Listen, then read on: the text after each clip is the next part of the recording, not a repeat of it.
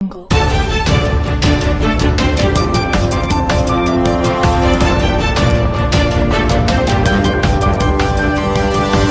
Audio Jungle.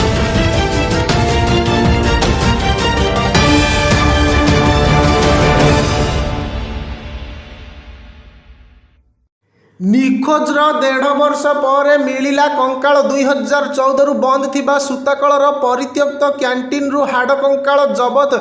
Ganjam ଜିଲ୍ଲା ଆସିକା କୋଟିନଡ଼ା ଥାନା ଅଞ୍ଚଳରେ ବହୁଦିନ ଧରି ବନ୍ଦ ରହିଥିବା ସୂତାକଳର ପୁରୁଣା କ୍ୟାଣ୍ଟିନ୍ ଭିତରୁ ଏକ କଙ୍କାଳ ଜବତ ହୋଇଛି। ମିଳିଥିବା କଙ୍କାଳଟି 25 ବର୍ଷୀୟ ଏ ଶଙ୍କର ପାତ୍ରଙ୍କ ବୋଲି କୁହାଯାଉଛି। ଖବର ଅନୁଯାୟୀ ସୂତାକଳର ପୁରୁଣା କ୍ୟାଣ୍ଟିନ୍ ଭିତରେ କଙ୍କାଳ ପଡ଼ିଥିବା ଖବର ପାଇ କୋଟିନଡ଼ା ପୋଲିସ ଘଟଣାସ୍ଥଳରେ ପହଞ୍ଚିଥିଲା।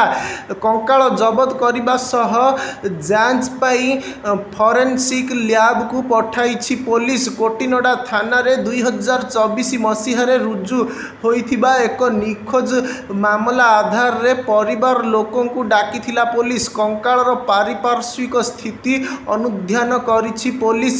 ତେବେ କଙ୍କାଳଟି ନରସିଂହପୁର ଗାଁର ଏ ଲକ୍ଷ୍ମଣ ପାତ୍ରଙ୍କ ବଡ଼ ପୁଅ ଏ ଶଙ୍କର ପାତ୍ରଙ୍କ ବୋଲି ପରିବାର ଲୋକେ କହିଛନ୍ତି।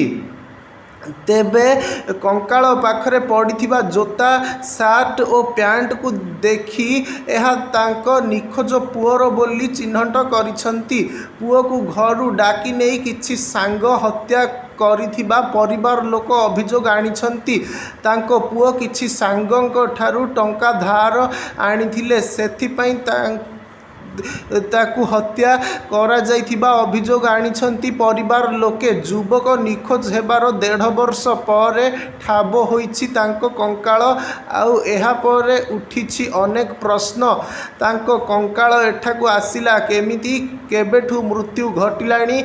ସେ ଆତ୍ମହତ୍ୟା କରିଥିଲେ ନା କିଏ ତାଙ୍କୁ ମାରି ଫିଙ୍ଗି ଦେଇଥିଲା? ସେ ସବୁ ଦିଗକୁ ନେଇ ଛାନଭିନ୍ କରୁଛି ପୋଲିସ।